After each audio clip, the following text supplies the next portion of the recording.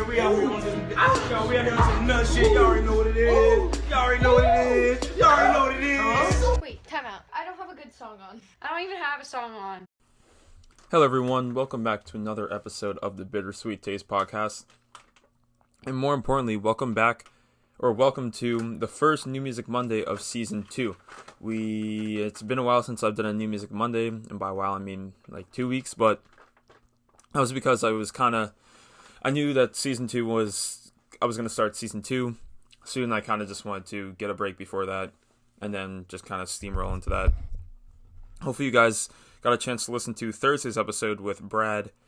Again, if you missed it, this new format that I'm doing for Season 2 is that I will be keeping New Music Monday the same as usual.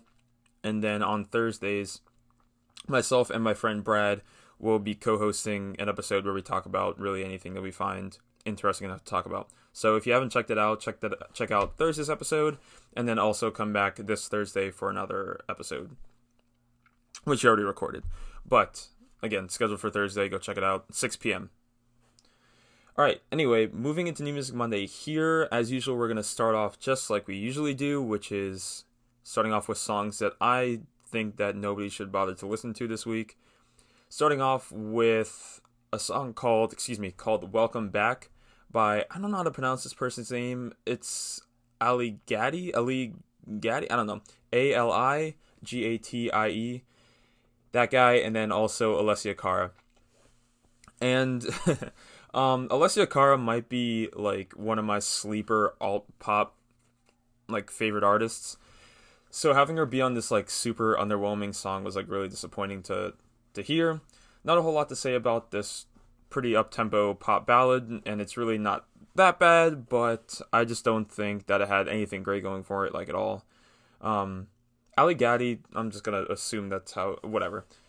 He did sound pretty good. It's the first time I've heard from him, but you know, there wasn't anything great about the song going on, so I just kind of heard it once and didn't listen to it since. Next song I have is called You, spelled Y-U-U-U. It's stupid. And it is by Busta Rhymes and Anderson .Paak. Before I heard this song, I would have told you that, before I heard this song, I would have probably told you that Anderson .Paak could really fit on a song with really anyone, but this song specifically tells me otherwise.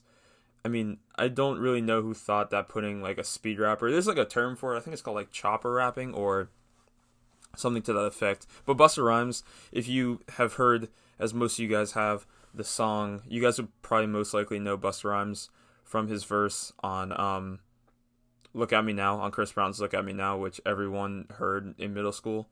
But, he was the guy that was rapping really fast. This is him again, Busta Rhymes.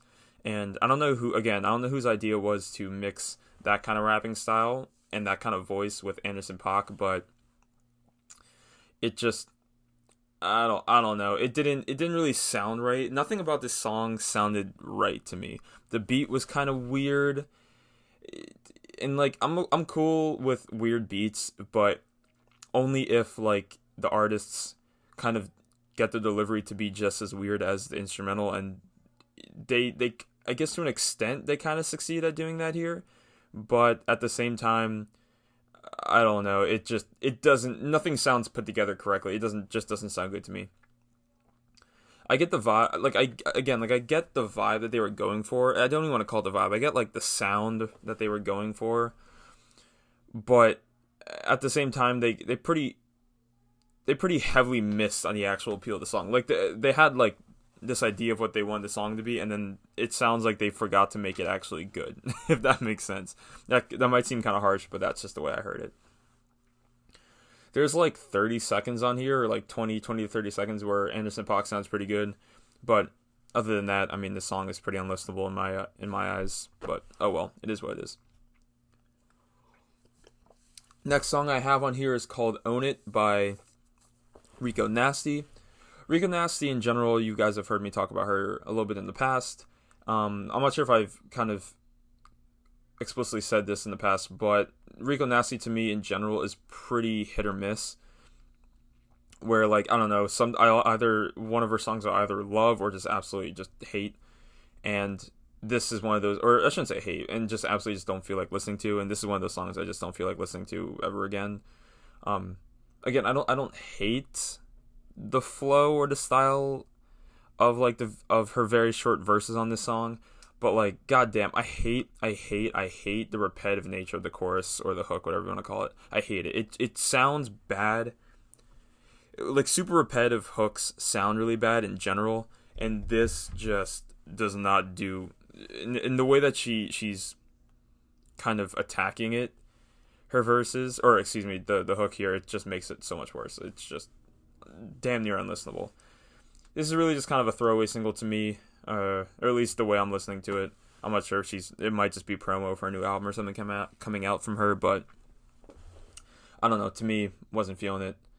You're not missing out by skipping on this one. Next song I have on here is called Money Mouth, spelled M-O-U-F, because of course it is.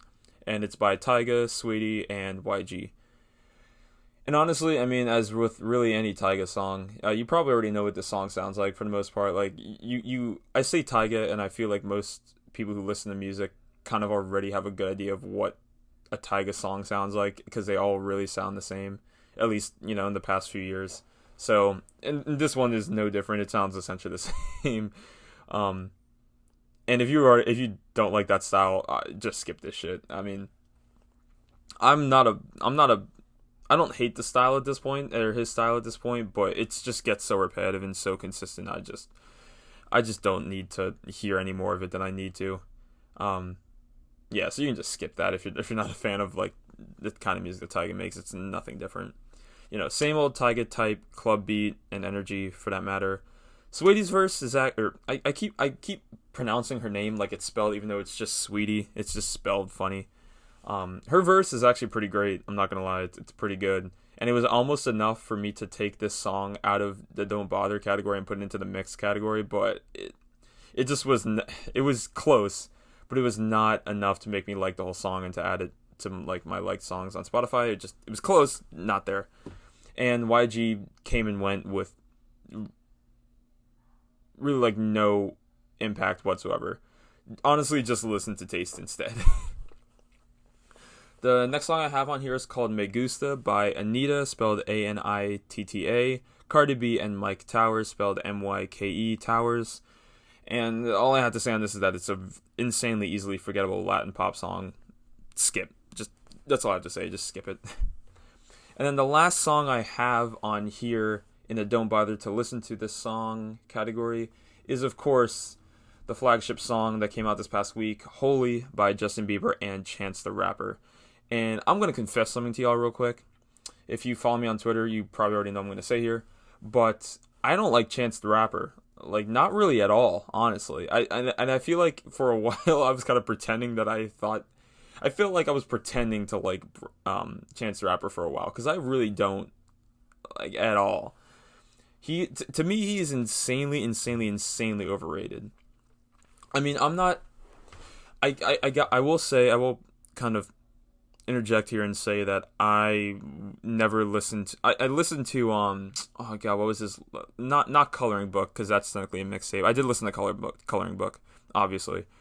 I didn't listen to Acid Rap. Or I did listen to Acid Rap, excuse me. I listened to Acid Rap a while ago. Didn't like it that much, and didn't listen to his other mixtapes before that. Just because like I didn't like Acid Rap, and I know people love that album, or that mixtape. So I will just kind of defend myself in saying that I don't like that mixtape, so I don't like... I feel like a Chance the Rapper fan would say that if you don't like Acid Rap, then you probably won't like the rest of his music, and honestly, I kind of agree. And I mean, I'm not even gonna like, go too deep into The Big Day, which was his absolute horrible album that he released last year. But I don't know. He has like, I guess, a couple good songs here and there, but if like the past 4 years have told us really anything, it's that he is nowhere near the superstar that some of y'all make him out to be. That's all I'll leave the Chance hate at. Luckily, though, he was, in my opinion, the worst part of this song. So I guess my critique can only kind of improve from that. But I mean, God, I just don't. I don't know. I'll leave Chance, because I can rant about Chance for another 10 minutes, but I won't. The rest of the song, however, well, I shouldn't say however. The rest of the song with that, I kind of found to be pretty boring, and honestly, is kind of a mediocre Justin Bieber performance at best. This goes for both the vocals and the premise of the song. I think it's just kind of like, I think across the board, it's just kind of like super, super, super regular, super underwhelming. Some of you might be thinking like, hey, aren't you the guy who hyped up Kanye's gospel-esque album? Not that this song is like super religious or gospel by any means, but it's kind of like in the same like tone, I guess, or sound, if you will. And to that critique, I'd say that this song, if you put this song on Jesus King, then it would be the worst song on that album by far. It's just, to me, it just doesn't sound, it sounds almost not well made enough, which is kind of funny to say because it's a Justin Bieber song, and any Justin Bieber song will obviously have so much money put behind it. It just doesn't, I don't know, it could, like, every single part of it could be astronomically better to even get to like to become like a decent song at that point. And it's kind of harsh, but I don't know, it just, I heard it. Okay, so first of all, I saw that he teased it like weeks ago, and then I guess leading up to it, like the week or a couple days before he actually dropped the single, he said Chance was going to be on it. I was like, oh fuck me. Like, I guess I already kind of went in knowing or thinking I was going to hate it, but I mean, you know, it only reaffirmed that I hated it. So I guess kudos to that. Don't listen to that song, and don't listen to Changes either. Justin Bieber, Chance the Rapper, not doing great musically in the last few years, but leave it at that.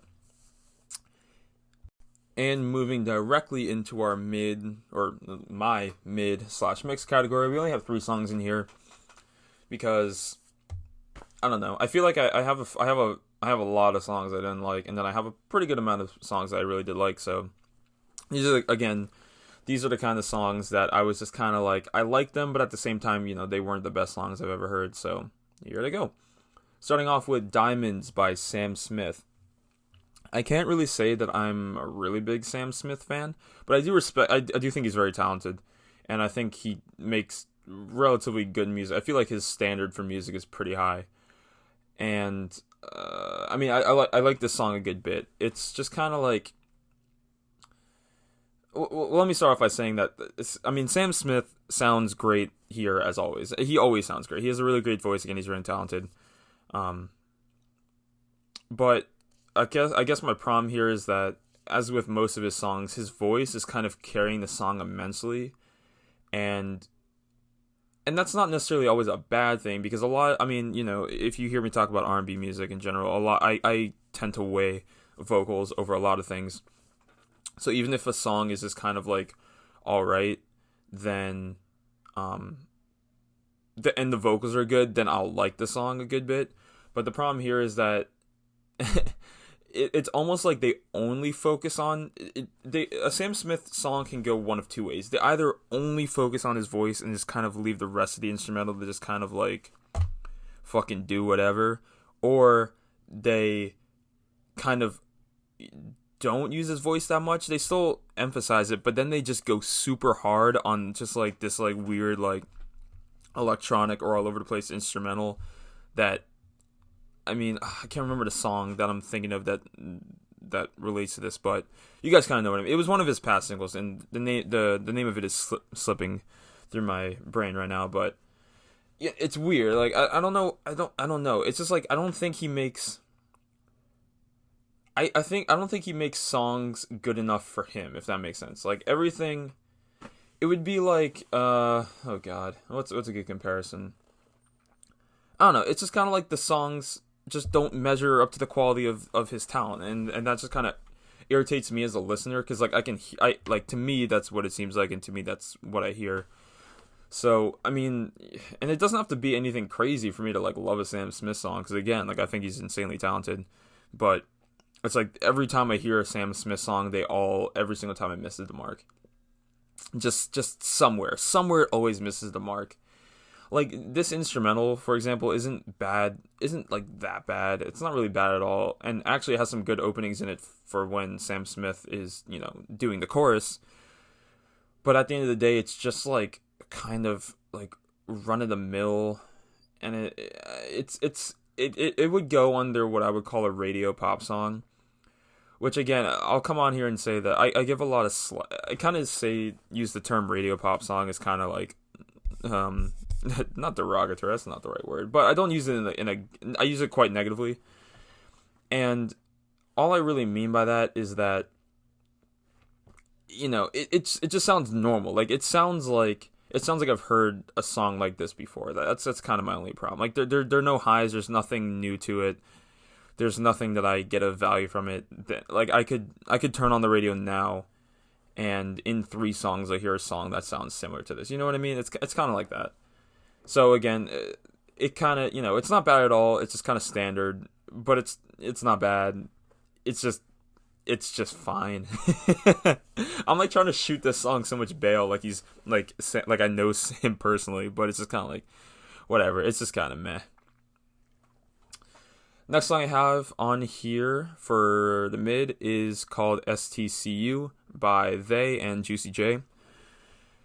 And honestly, really, I just kind of like this chorus like a lot. I really like this chorus a lot.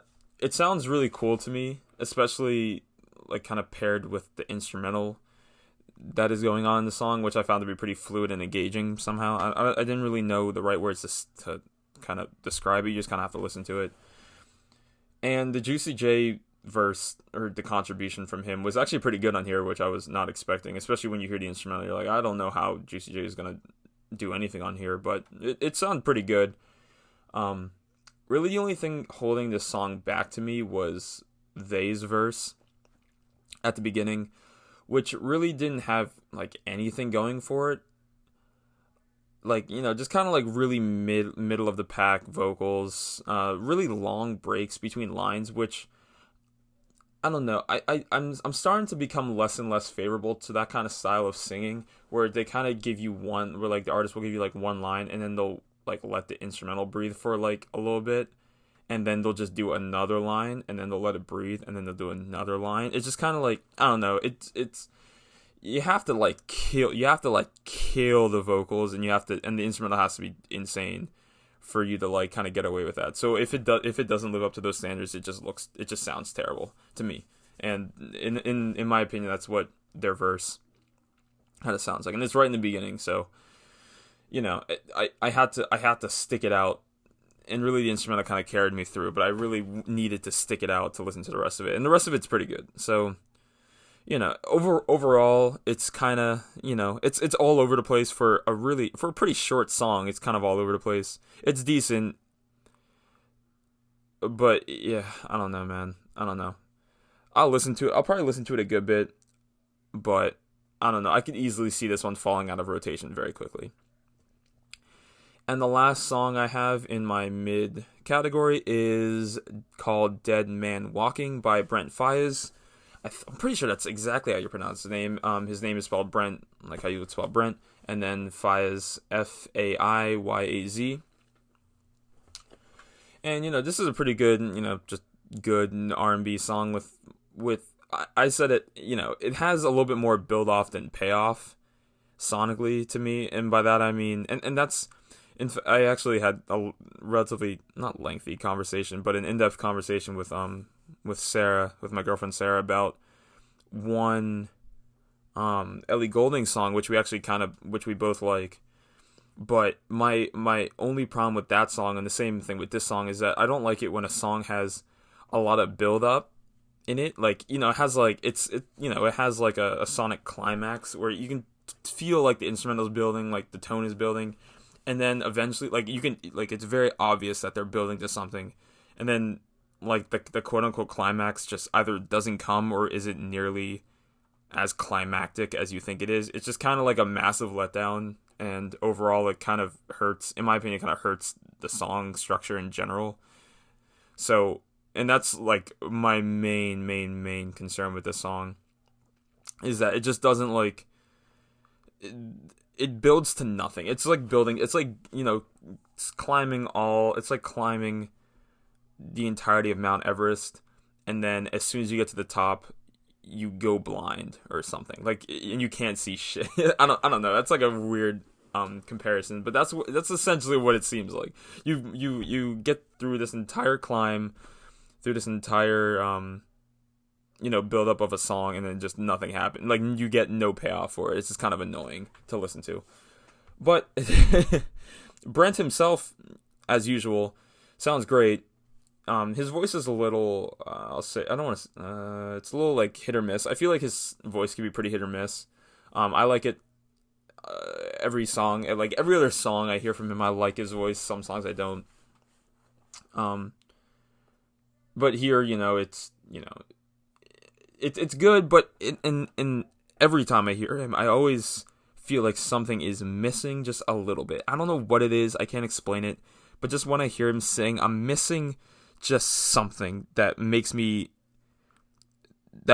love him. Like, I like him. I like Brent Faiyaz, but like, in order to love him, I'm missing something from his voice, and I could not tell you what it is, and it bothers the hell out of me.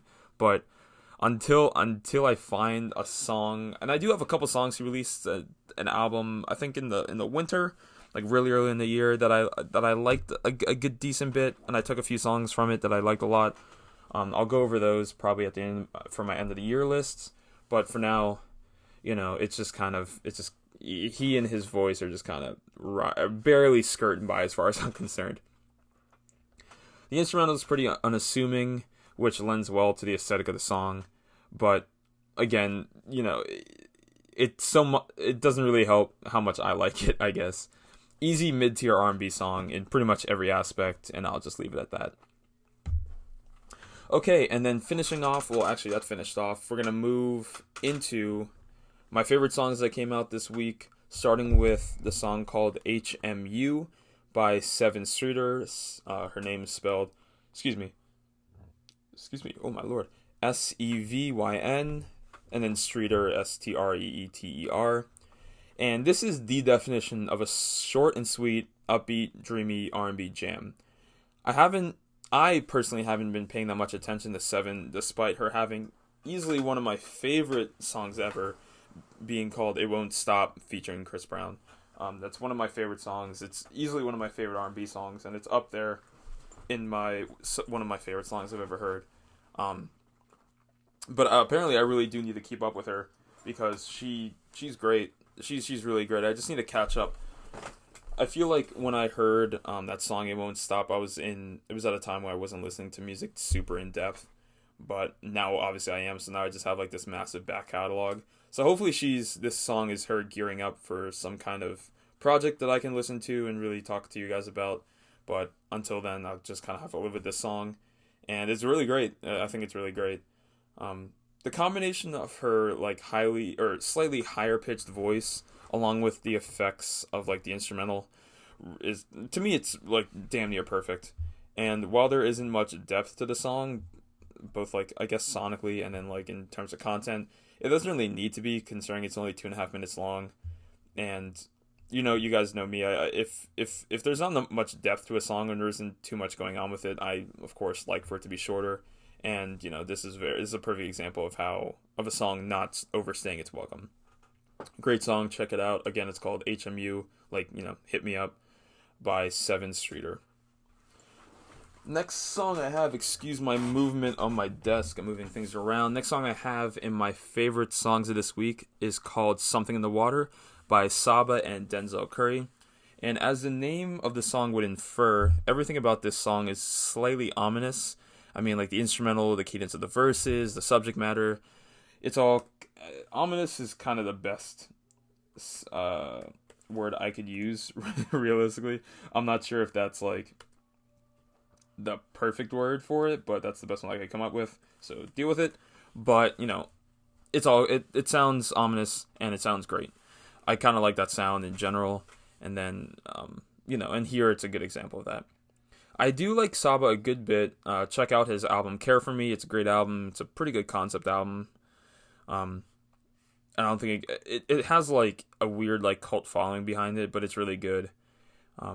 And in general, I'm happy to see that this is kind of where he's going. This is that album, Care for Me, is the only music I've really heard from him. I'm not too familiar with his catalog before that, or kind of some loose stuff in between. But hearing him now, I'm very excited to see where he goes with his sound and with his music style, because this is a direction that I would personally appreciate and listen to a lot. The Denzel Curry feature obviously helps helps a good bit, especially personally, because you guys all know I love Denzel Curry. Despite Denzel usually having a very strong presence on these songs, both in features or his actual songs, he kind of meshed with Saba really well here, more than I thought, or better than I thought he would, which, is great. Great for a song. You either want to be super, super, super conflicting or just super meshed together. And, yeah, it's great. It's really great. I will definitely... I'm getting texts. I'm making me laugh. Sorry. Yeah, it's a really great song, and I will definitely be playing it a lot in the future. And I'm very excited to see where Saba goes with this new sound or direction that he's going in. Next song I have, second to last song in my favorite songs this week, is called Said Some like addition, SUM, and it's the remix. And this is a song by Moneybagg Yo, City Girls, and DaBaby. The original song is just Moneybagg Yo's, and then City Girls and DaBaby were added on afterwards.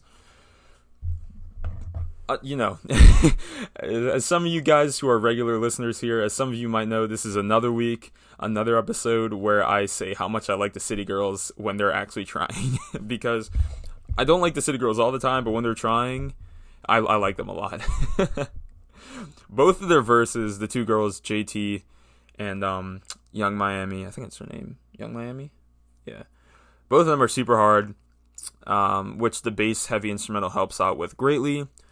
The quote-unquote city girl or hot girl flow and attitude are everywhere on this, which is very appreciated. I love hearing it. I love rapping it.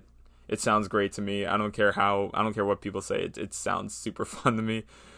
Even DaBaby had a pretty decent verse on here, which, again, to me, in general, DaBaby doesn't ever add anything to a song, but if he doesn't take away anything from a song, then that's, good on that's good on his end as far as I'm concerned.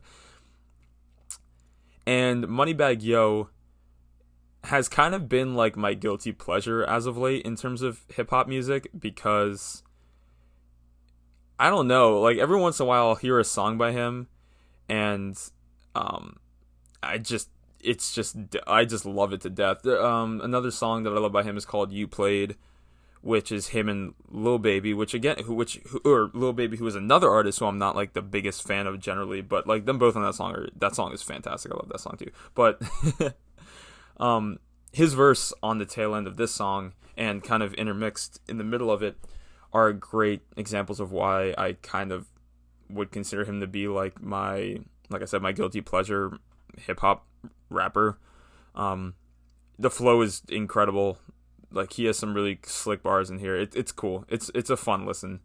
And as far as rap goes, my opinion on rap, y'all know, is like very hit or miss now, just because there's so many artists making the same fucking songs over and over and over again.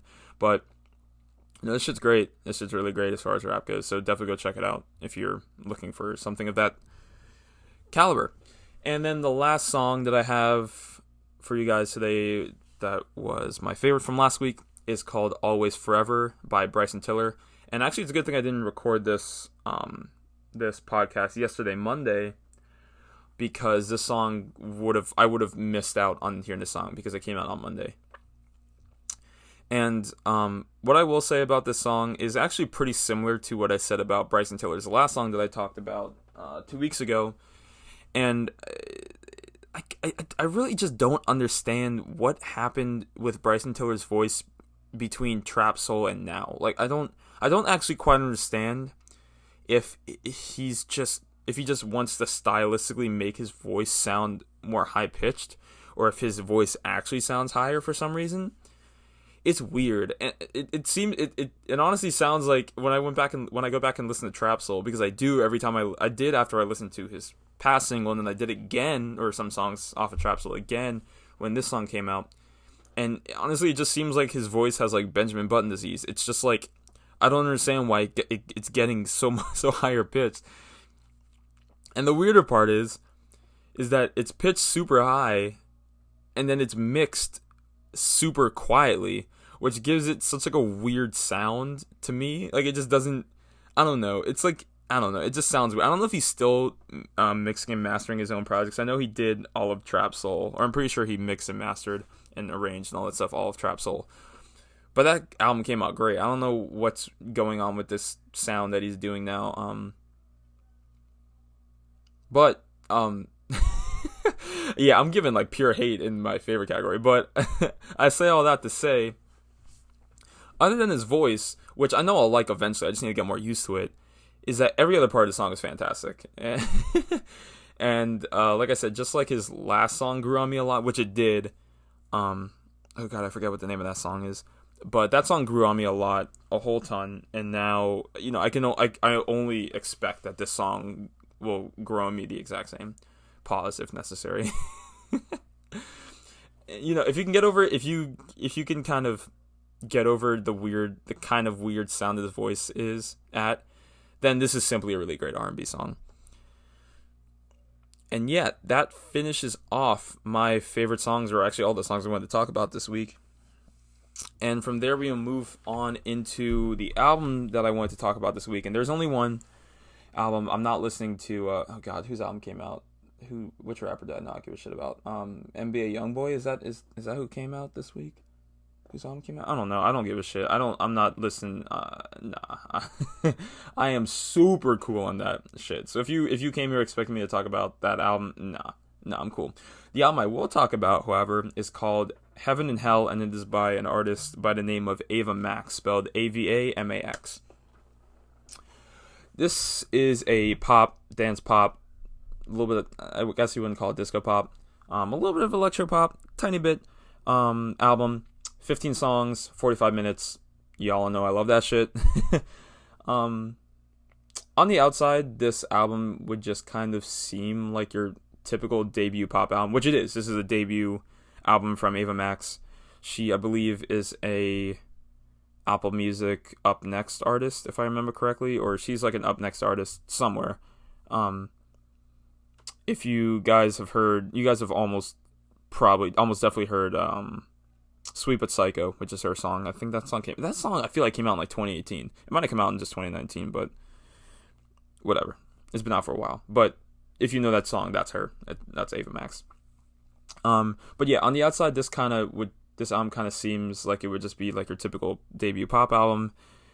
On the inside, however, that's kind of exactly what it is. It's really good though. I like it. I liked it a lot. It's not revolutionary in terms of pop music goes, but I thought it was really good. From what I know personally, Ava Max is pretty new to the pop music scene, and it is very, very, very obvious, at least to me, to see who she bases her music off of, or her music style off of. I heard a bunch of Lady Gaga influence on this album, a little bit of Ariana Grande, and some Dua Lipa sprinkled in there as well. Which is good. I mean, if you know anything about me and my musical taste, you know that I love all three of these women. You know, Ariana Grande I love immensely. Dua Lipa I adore, and Lady Gaga has, you know, I loved at the beginning, didn't really like that much in the middle, like a good bit now. But all of them, I love all their styles of music, at least as of late. And you know, it's great. I liked hearing it from a different artist. I liked what Ava Max did to this. And like I said, like while she doesn't hit some of the same highs that these artists get to, I mean, like, you know, I love Ariana Grande's vocals. I love Lady Gaga's song structure. I like her style of music, especially her like disco pop. And then same with Dua Lipa. I love her voice and her style of music. She doesn't hit the exact same highs as much as those artists do, which might sound like a little bit of a knock, but at the same time, I don't need her to because I have those artists to hit those highs. But I do, however, really appreciate and I do like the product that she gave us, that she released, which is, in my opinion, still a very solid collection of pop songs.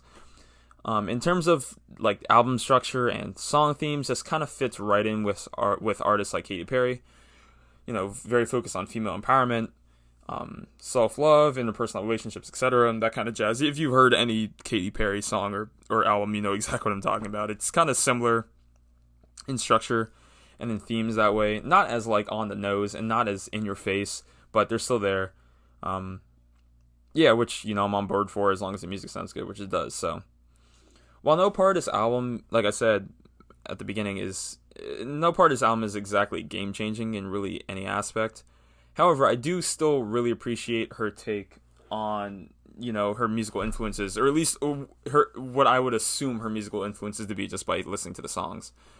And, I'm very appreciative of how she was able to create her own sound out of those influences without becoming too derivative or too generic of a pop artist. Because, in the pop sphere, it's very easy to become very generic. And, I think this is a very good debut album. I'm very interested to see. Obviously, she just came out with this one. It's a lot too early to be talking about her sophomore album. But I'm very interested to see where she goes for her second album, because that's where pop stars are made or broken right there, is on that second album. You can have a great debut and catch a lot of traction, but if you can't keep going with that momentum in the pop world, you kind of just gotta get left behind. So I'm very interested to see where she goes from here. I'm expecting to hear this album repeatedly on the radio in the next few months, which again is a very good thing. But yeah, definitely go check it out. Heaven and Hell, Ava Max. Some of my favorite songs, before I leave you guys, are Kings and Queens, Tattoo, Born to the Night, which is my favorite song off the whole album, and then Rumors. Those are my 4 favorite songs on there.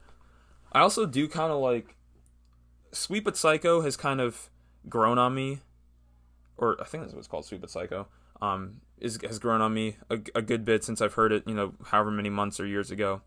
But it's still not like, and it's weird because Sweet But Psycho is the last song on the album, and then the song before that is like almost exactly the same. when I first heard the name of the song is, of course, is leaving me because my memory is absolutely horrible. Excuse me, but like the song, it's called So Am I. Excuse me, So Am I is a weird song because it sounds exactly like Sweet But Psycho, and it comes on exactly before, like directly before Sweet But Psycho. And as I heard it for the first time, I was like, "Is this not Sweet But Psycho?" I'm like, "Am I tripping, or is this a different song?" But all the songs on there are pretty good. There were a few that I didn't like too much, but generally, it was really good. It was a really good debut album. And again, if you're into pop music at all, definitely check this album out. But that finishes off New Music Monday for the most part, or actually for the whole part. Definitely be sure to go listen to the songs that I talked about, or at least the good songs that I talked about, and be sure to check back next Monday for yet another installment of Kanye Still Hasn't released Donda. Man, come on, we're getting close. I can't even say that with consistency. I don't even want to finish. I feel like we're getting close, but we're not. But when he releases it, I'll be here to talk about it. But anyway, I have been Nick Hope. This has been the Bittersweet Taste Podcast, and I will talk to you guys again on Monday. Oh, and before I actually leave, don't forget to check out last Thursday's podcast again with Brad, and then also don't forget to check back this Thursday at 6 p.m. on streaming, Spotify, Apple Podcasts, and then a little bit later, probably around 7 for YouTube. Thank you guys. I'll see you guys then. Bye!